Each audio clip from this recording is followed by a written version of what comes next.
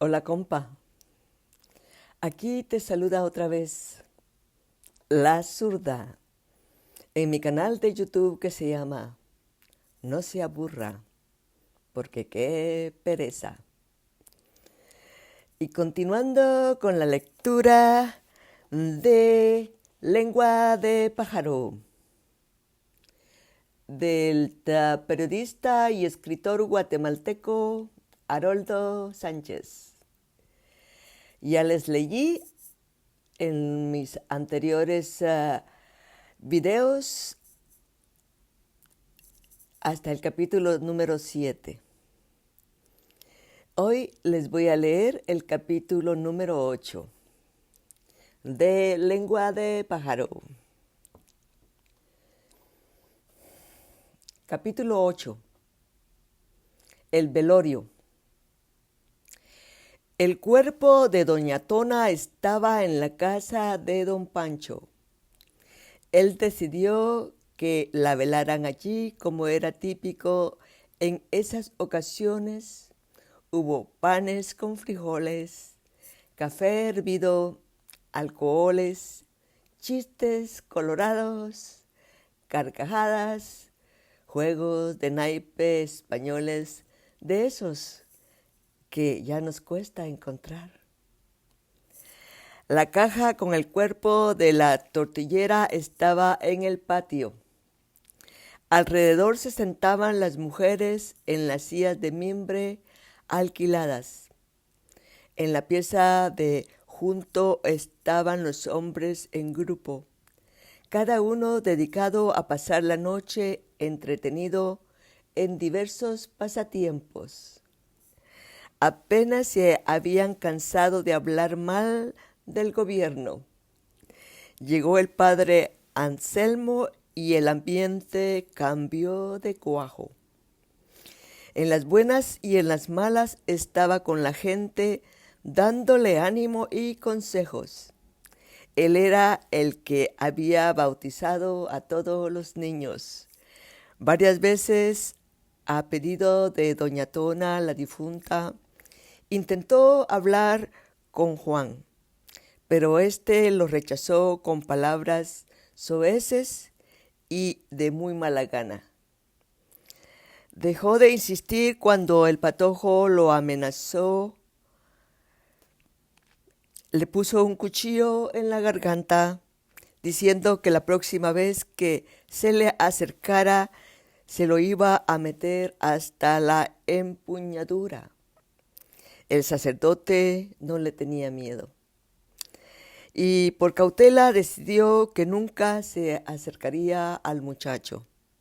Solo le pedía mucho a Dios y sin que Juan supiera, ofició varias misas a pedido de doña Tona para ver si de esta manera se enderezaba.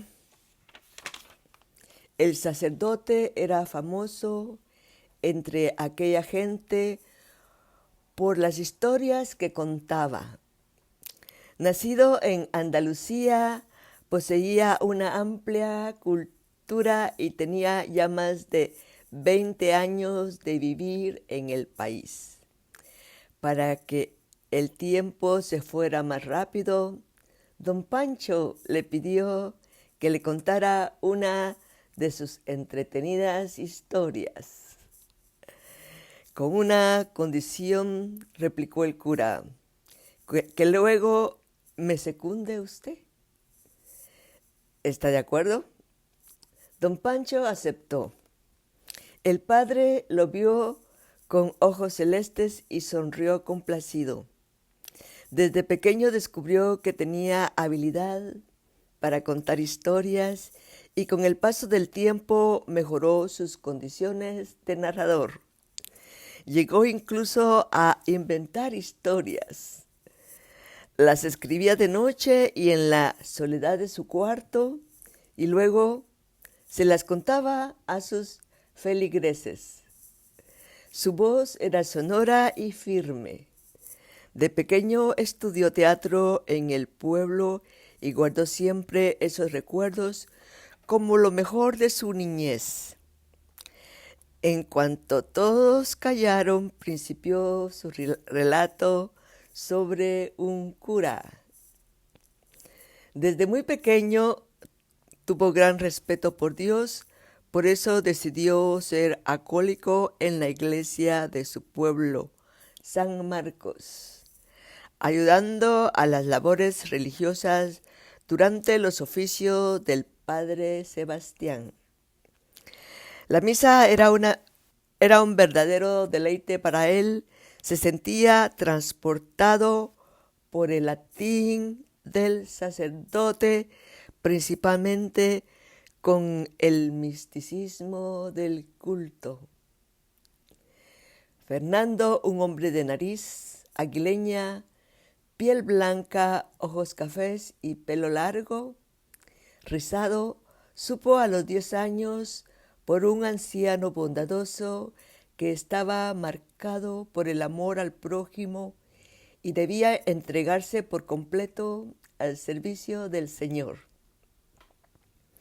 Estudió 7 años en el seminario de los jesuitas en la capital y fue el alumno más aventajado en la carrera de antropología que llevaba a la par de la teología.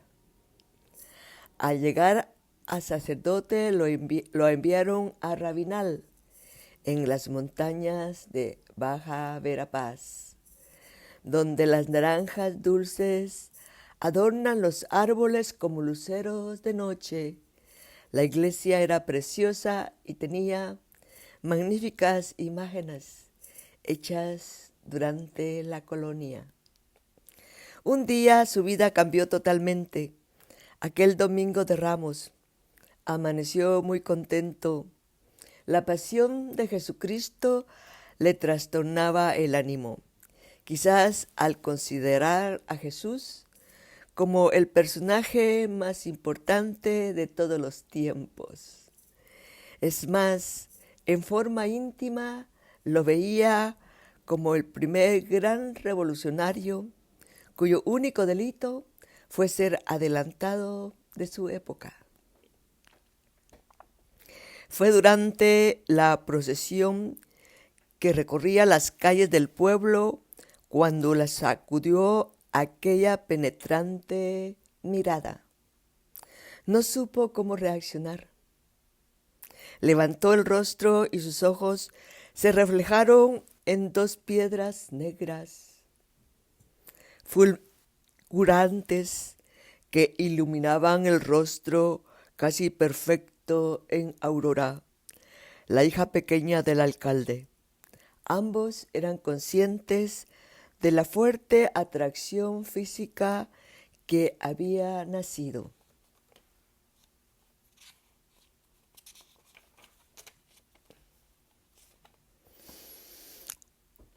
Haciendo un gran esfuerzo, el cura desvió su mirada de Aurora, que estaba muy hermosa con su traje verde que sobresaltaba lo profundo de sus ojos negros. Sin que nadie se percatara, Fernando rezó y concentró en que todo saliera bien durante el recorrido de la procesión. Al llegar a la iglesia e iniciar la misa de nuevo, se sobresaltó. La muchacha estaba en la banca con un chal negro sobre sus cabellos largos, castaños. Fue la peor misa que el padre Fernando ofició. Sus ojos no dejaban de buscar los de Aurora. Ella tampoco pudo desviar la mirada de ese hombre que había captado la atención de sus compañeras de colegio. Fernando deseaba que todo terminara pronto. No ponía atención al oficio religioso y varias veces se equivocó. Solo la ignorancia de sus feligreses sobre el misal evitó que más que alguno se diera cuenta de que se saltó varias páginas y se puso a hablar en inglés cuando tenía que ser en latín. En el pasado, cuando experimentaba el llamado de su hombría, lo sofocaba con rezos, flagelaciones y baños fríos. Ahora, al pasar en este cuerpo joven, cálido y lleno de vida, sufrió una erección que le hizo enrojecer hasta que le ardió la cara. Poco faltó para que saliera corriendo de la iglesia. Se tuvo que hincar, mientras oía a lo lejos el murmullo de quienes se preguntaban qué estaba ocurriendo.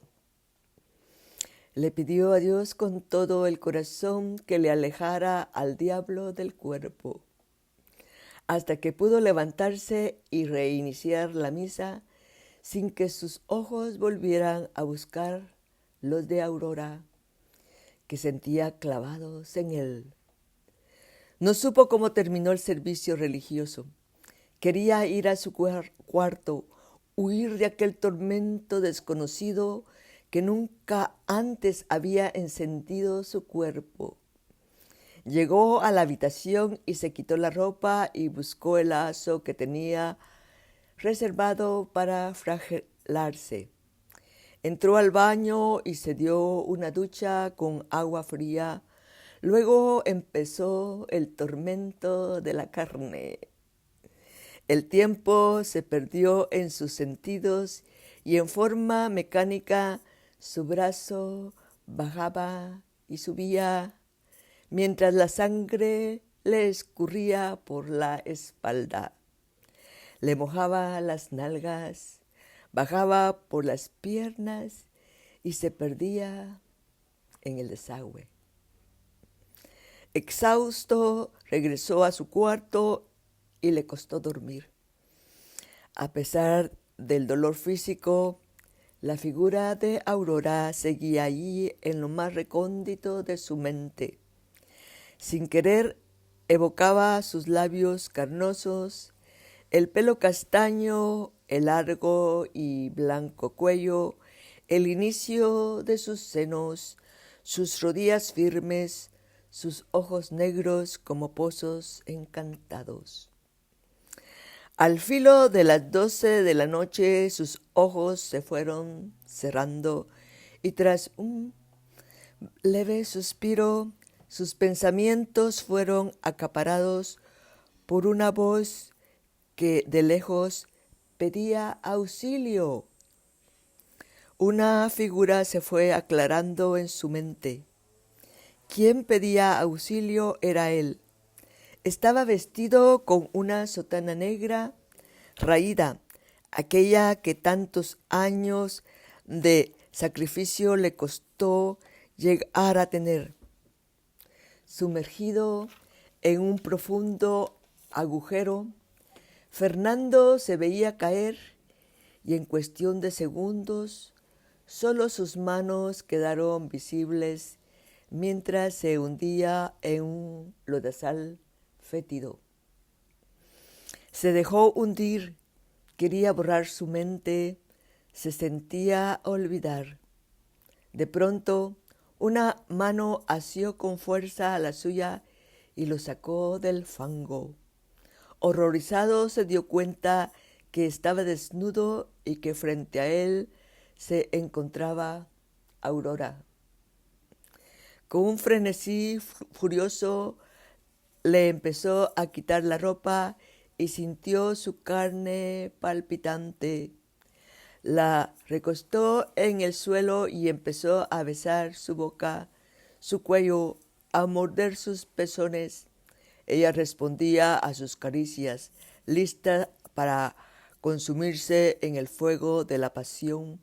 Cuando se disponía a poseerla, vio que no era Aurora con quien estaba, sino con la Virgen María, la Madre de Dios, quien con lágrimas en los ojos trataba de apartarlo de encima de ella. Incorporándose de un salto y con el corazón agitado, el padre Fernando despertó de esa pesadilla, bañado por completo de un pegajoso sudor. La noche era cerrada y los ruidos del pueblo se habían apagado para dar lugar al canto de los grillos. Encendió una vela y la puso al pie de la gran cruz de madera que estaba frente a la cama. Se vistió de nuevo las ropas de sacerdote y tomó sus bárfulos para dar misa. Oró desesperadamente por mucho tiempo, ni así pudo alejar aquella imagen de la mujer que estaba impregnada en cada poro desde la mañana desde la mañana de ese, para él, fatídico domingo de Ramos. Se vio perdido como nunca antes. Recordó que en el seminario casi nadie hablaba de sexo y que en las charlas que sostuvo con el mayor de los jesuitas quedó muy claro que debía apartar sus pensamientos de la mujer. Viva representación del mal, reencarnación del pecado, enviado del diablo para atormentar y perder a los hombres. Mientras más esfuerzos hacía, más se llenaba de ella. Empezó a dar vueltas por la habitación, casi fuera de sí. Se desnudó y se metió bajo la regadera para darse otro baño frío. Eso lo despabiló por completo. Se vistió de nuevo, apretó el crucifijo que le colgaba en el pecho y reinició la marcha por el cuarto. Repasó todo lo ocurrido desde temprano y por primera vez desde su niñez. Una duda le asaltó aplastándolo literalmente contra el piso. Tal vez no tenía vocación de sacerdote y nunca se había dado cuenta hasta el momento en que lo embrujara Aurora. Se quedó sin aliento, como si le hubieran dado un golpe en la boca del estómago. Buscó el sillón, se sentó y experimentó una sacudida como si el mundo se hubiera roto en 1000 pedazos. No podía ser cierto, y de repente se imaginaba amando a una mujer, engendrando hijos y con un trabajo agradable. La lucha interior empezó a hacer estragos en él. Profundas arrugas le surcaron el rostro. Los ojos colorados parecían los de un hombre que bebió muchos días seguidos. Trató de iniciar un Padre Nuestro, pero el nombre de Aurora se confundía en sus labios, hasta que desistió. Satanás estaba ganando la batalla contra Dios, su Dios, y corrió hasta la iglesia. En la oscuridad del recinto se lavó las manos con agua bendita. Se mojó el pelo, la cara y se salpicó todo el cuerpo. Frente al altar mayor cayó de rodillas, se postró en el suelo y se acostó en la losa, extendiendo los brazos. Su cuerpo semejaba una cruz, pero a poco se fue serenando, se enderezó y se sentó de cara al altar. Meditó un rato y salió al patio a buscar la soga donde se tendía la ropa. Miró el reloj. Eran las 4:30 de la mañana. Se dirigió a un costado de la iglesia y se subió a lo alto de un árbol. Amarró la soga a una rama, se la pasó por el cuello e hizo un fuerte nudo para evitar que se aflojara cuando saltara al vacío. No supo cuánto tiempo pasó antes de ver en el horizonte que la aurora despuntara y se dejó caer desde lo alto. Mientras caía pedía perdón a Dios por no haber sabido ser un buen sacerdote y haberle fallado en el momento preciso en que se le daba la responsabilidad de dirigir a su rebaño. Aurora despertó temprano aquel lunes santo, se bañó y cepilló su larga cabellera, pensando que tenía que ir a buscar al padre Fernando. Le urgía verlo con desesperación. Cuando dieron las 8, se escapó de su casa y se encaminó a la iglesia casi corriendo. Tocó en la puerta de la casa parroquial. Nadie respondió. Volvió a llamar. De repente la puerta se abrió. Frente a ella estaba el padre Fernando. Tenía una gran herida alrededor del cuello y tenía el pelo alborotado, la ropa ajada, sucia. Su semblante estaba sereno. «Sí, hija, ¿en qué puedo servirte?», le preguntó. «Padre, perdone que le moleste tan temprano. Es que necesito hablar con usted. Es urgente. Si no puede en este momento, regreso más tarde», dijo la joven. «No, por favor, puedes pasar», respondió el sacerdote mientras abría la puerta. «Perdona mi estado, es que tuve un pequeño problema anoche», agregó. En la sala de la vivienda parroquial, Aurora, aún desconcertada, se sentó frente a él. «Padre, vine ayer a verlo a la procesión porque me hablaron mucho de su persona. Realmente después de estar cerca de usted durante el recorrido y más tarde escuchando su misa, me inspira ahora más confianza y por eso es que decidí hablarle», afirmó Aurora, mirándolo fijamente con franqueza al cura.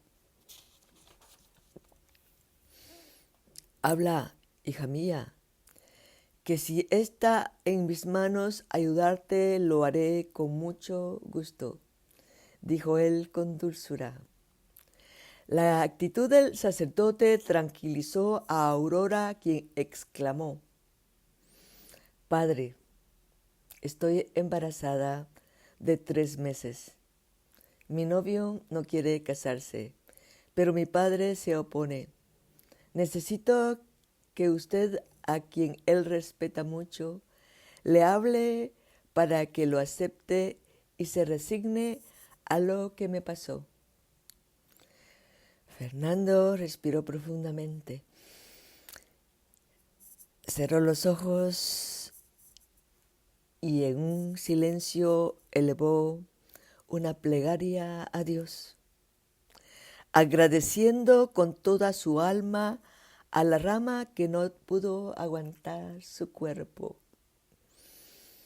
El padre Anselmo calló y miró al grupo, que había crecido durante el relato y permanecía en complacido silencio. El padre se alegró que incluso los contadores de chistes y los jugadores de cartas habían oído su historia. Uno de ellos le preguntó: «Ese padre Fernando es usted, ¿verdad?». El sacerdote lanzó una gran carcajada y negó con la cabeza. «Ahora me gustaría que don Pancho nos deleitara con una de sus historias, expresó. El coro de aprobación acogió sus palabras, lo hizo enrojecer al carpintero. Por favor, exclamó un poco avergonzado, no quiero hacer el ridículo, padre. Yo ante usted soy un completo principiante. Hijo mío, eso no es cierto. Flaco favor se hace usted mismo con esa falsa modestia, le contestó el cura. El carpintero, ajustándose el suéter, inició su relato. Fue el regalo más preciado. Lo estrenó su noche de bodas y lo impregnó de amor. Era una reliquia, su camisón de seda color verde mar. Cuando estaba contenta o se ponía nostálgica por los recuerdos, contaba que la noche de su estreno había sido un éxito. Su esposo, mi tío, se deslumbró y dijo que cuando se lo compró, jamás lo imaginó lo hermoso que se vería con él. Ella le tenía una especial devoción y lo guardó en su ropero toda la vida. Con el paso de los inviernos que le blanquearon el pelo, fue desarrollando una especie de rito con su camisón. Hacía mucho que no se lo ponía y cada mañana lo sacaba, lo extendía en la cama, lo doblaba y lo volvía a guardar.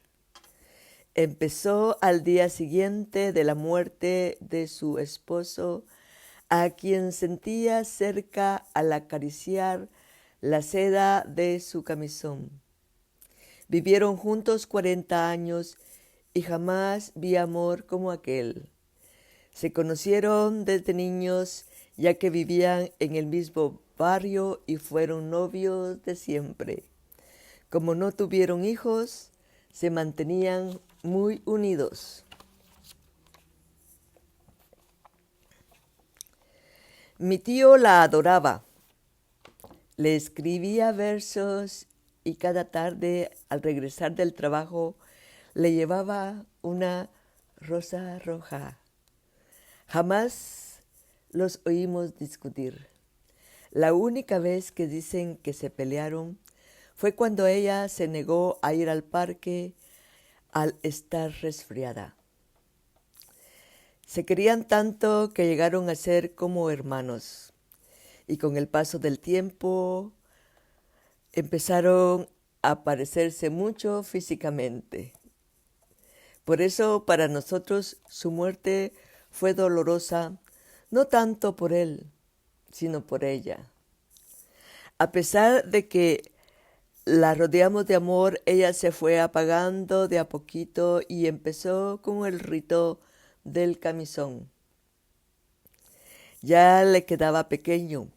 Solo lo sacaba, lo alisaba con la mano y luego lo iba doblando con amor.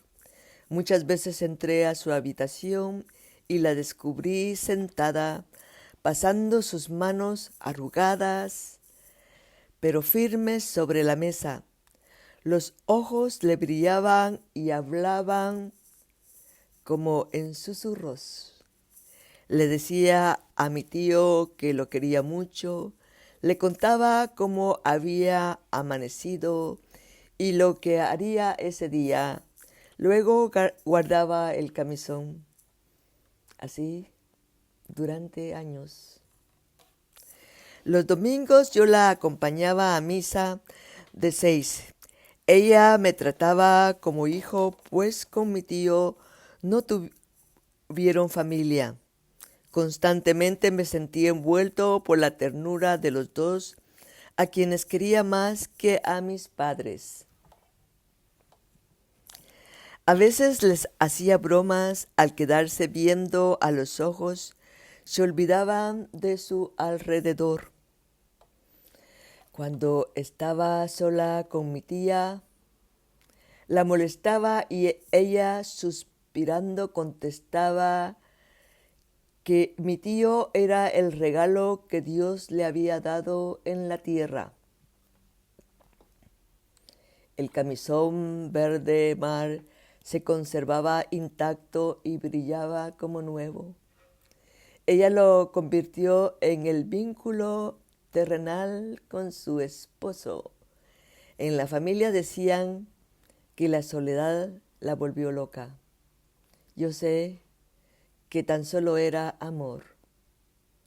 Un domingo, cuando dieron las 5:30 de la mañana, me levanté para ir con ella a misa. Al ver que no salía del cuarto, toqué varias veces. No respondió. Opté por entrar. La encontré en la cama. Tenía puesto el camisón verde mar y estaba hermosa y muerta. El camisón parecía nuevo y le quedaba perfecto, a la medida, como cuando lo estrenó en su luna de miel. A lo mejor mi tío le ayudó a ponerse el camisón y luego se escapó con ella hacia la eternidad. El padre Anselmo fue el primero en aplaudir, siguiendo por el resto de vecinos que ahora se aglomeraban formando un círculo cerrado en torno a los contadores de historias. Sonaban gritos de ¡otro, otro, otro! Está bien, dijo el cura. Les contaré otra historia. El anuncio se publicó en un prensa libre. Decía: señorita, es la gran ocasión de su vida. Viaje a Estados Unidos y disfrute de una verdadera aventura en el país de las oportunidades. Nosotros le pagamos y le buscamos trabajo. El anuncio daba la dirección. Elvia lo leyó creyendo que se abrían las puertas del paraíso y fue a buscar a su amiga Sonia, que residía en la misma colonia, y muy entusiasmadas empezaron a elaborar planes. La más ilusionada era Sonia, tercera de 4 hermanos, 2 hombres y una mujer. Se sentía rechazada por el resto de su familia. Se volvió rebelde y muchas veces pensó irse de su casa. Elvia y Sonia fueron esa tarde a la dirección indicada. Les explicaron que viajarían hacia Estados Unidos dentro de un mes y les ofrecieron sacar la visa para México, de donde saldrían hacia Tijuana. Solo les cobraron el equivalente de $100 cada una para asegurar transporte y comida. Los 3 hombres que manejaban el proyecto les inspiraron confianza. Elvia no tuvo ningún problema en su casa. Su madre era alcohólica y nunca se preocupaba por ella. Además, era mucho mayor que Sonia, que tenía tan solo 18 años de edad. Viajaron una madrugada con otras 4 jóvenes. Jamás llegaron a Estados Unidos. Lo que iba a ser un viaje al paraíso se convirtió en un viaje al infierno. El territorio mexicano las alojaron en una finca en la orilla del camino, en una casa grandísima y les dieron una habitación a cada una. Al filo de la medianoche, a Sonia la despertó el ruido que hizo la puerta de su habitación al abrirse. En la penumbra vio entrar a dos hombres. Asustada quiso gritar y huir. Ellos lo impidieron a la fuerza y la violaron salvajemente. Al día siguiente, golpeada y adolorida, la sacaron por la fuerza y la llevaron en carro a un pueblo de nombre extraño. Preguntó por Elvira y recibió por respuesta una cínica sonrisa. Ella también la pasó muy bien anoche, no te preocupes, le dijo un hombre con un marcado acento mexicano. Los hombres que manejaban el negocio en Guatemala la vendieron por $1,500 a un mexicano que tenía una casa de alterne. Se trataba de un hombre gordo, viejo, que se convirtió en la peor pesadilla de Sonia. Nunca volvió a saber de Elvia, aunque sospechaba que se encontraba en otro pueblo, en un bar o una cantina, o quizás en otra casa como aquella. Fue obligada a prostituirse desde el primer día y por su juventud y belleza era la más exigida por los clientes de aquel antro. Tenía prohibido salir a la calle y tener una amiga entre las mujeres que trabajaban en el local. Era vigilada por el dueño, que en los primeros meses la convirtió en su amante particular en las horas en las que no laboraba. Empezó a beber para olvidarse de su pesar y pronto cayó en las garras del vicio. Cuando tenía ya 20 meses en ese pueblo, logró escaparse y con sus pocos ahorros regresó a Guatemala. La conocí en la casa de un señor que es su primo. Aparentaba mucha más edad. Un día que estaba solo, Sonia llegó a la iglesia y me contó su historia. No derramó una sola lágrima. Es que ya no tenía más. Me horrorizó su historia. Nunca supo de Elvia. Vio a otras guatemaltecas que el gordo usó en su local. No quiso volver a su casa y consiguió trabajo en una maquila y alquiló un cuarto en la zona 5. Mientras tanto, y ustedes pueden verlo, todos los días siguen apareciendo anuncios que invitan a viajar a Estados Unidos, a cualquier estado, vía aérea, terrestre, viaje cómodo, seguro, 100% garantizado. Un gran silencio se adueñó del velorio. Algunos cuchuchaban y algunas señoras se persignaban en silencio. La historia los había golpeado.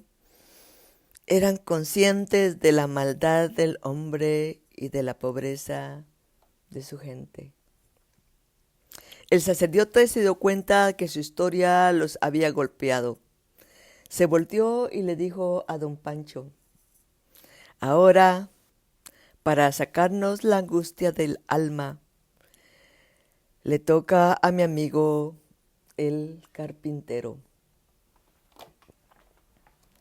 Don Pancho asintió y lo miró en silencio. Es difícil superar al padre Anselmo, empezó. Pero no hay peor lucha que la que no se hace. Creía en la reencarnación, en otras vidas. Se sentía un alma vieja de esas que han pasado por diversas experiencias. Creció en un hogar católico y creía en Dios. Era la tradición familiar. Le enseñaron a rezar, asistía a misa, le gustaban las posadas y en Semana Santa estaba en primera fila para las procesiones. Como su mamá trabajaba todo el día, lo cuidaba su bisabuela, la abuela de su mamá. Ella lo cuidó desde los primeros meses de vida y lo adoptó como a un hijo. Cuando ella murió, ella estaba grande. Se encontraba por cuestiones de trabajo en Holanda. Hasta allá llegó ella para despedirse. Estaba a punto de acostarse cuando la sitió. Es algo difícil de explicar. Era una abuela la que estaba allí cerca. Alejó de sus pensamientos cualquier pensamiento negativo de su amada Nana. Se acostó y despertó sobresaltado. La vio sentada y se incorporó de inmediato. «Abuelita, ¿qué hace aquí?», preguntó. «Te vengo a decir que siempre te amé y que este sentimiento estará presente en todo momento de tu vida», dijo la señora. «Esto no es una despedida, hijo mío, es tan solo un instante de alejarme de ti. Yo regresaré para acompañarte y cuidarte. Te lo prometo».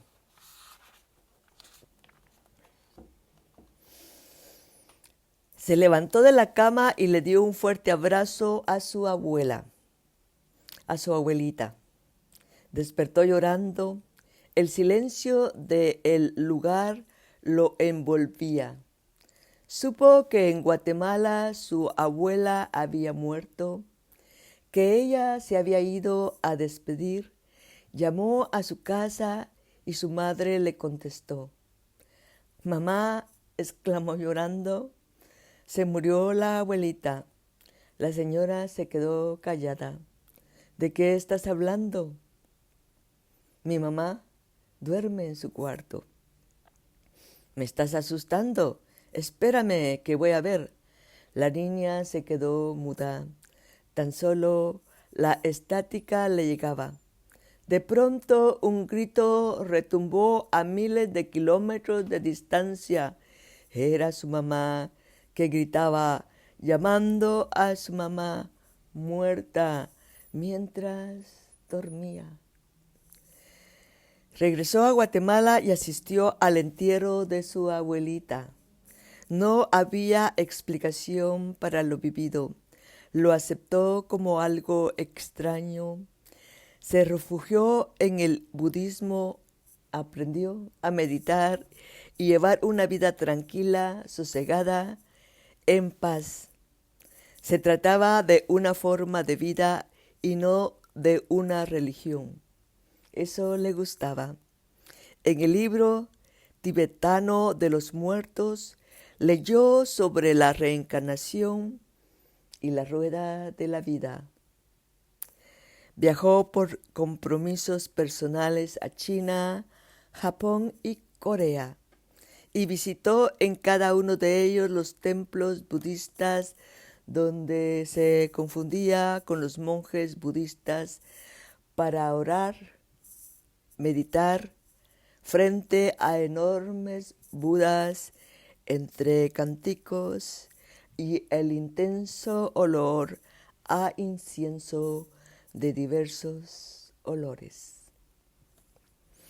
Años después, ya instalado en Guatemala, se casó y nació su hija, a quien le puso el nombre de su abuela, Olivia. Cuando empezó a hablar una tarde, lo sorprendió al escucharla charlar con su muñeca. Le decía que se portara bien. Ella tenía que cuidar a Raminin, su bebé Rusito, que parecía una bolita por estar muy gordo. El hombre se quedó paralizado. Su abuela le decía Ramirín por Ramiro y Rusito. ¿Por qué tenía el pelo pajizo como un niño ruso y cuando pequeño era gordito? Su mamá había muerto hace muchos años y no conoció ni a la que ahora era su mujer, menos a su hija. No dijo nada.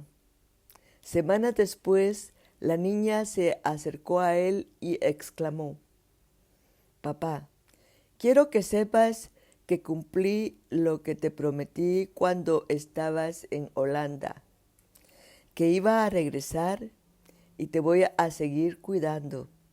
Por eso estoy aquí contigo de nuevo». Ya se imaginan ustedes el shock que le produjeron aquellas palabras a Ramiro. La niña lo abrazó y siguió jugando. A partir de ese momento se puso a investigar aún más sobre el tema y se dio cuenta que aquello no era más que una reencarnación, que su hija era su abuela. Por supuesto, no se lo dijo a nadie, ni siquiera a su mujer. Entendió que en la vida de las personas existían cosas que no tenían explicación y que lo mejor era vivir con ellas y, en su caso, ser feliz y disfrutar de ese regalo que la vida le daba. Don Pancho calló. El grupo entendió que ese final era extraño, al mismo tiempo entretenido, y disfrutaba de aquel momento íntimo con dos hombres que sabían realmente cómo entretener en un velorio.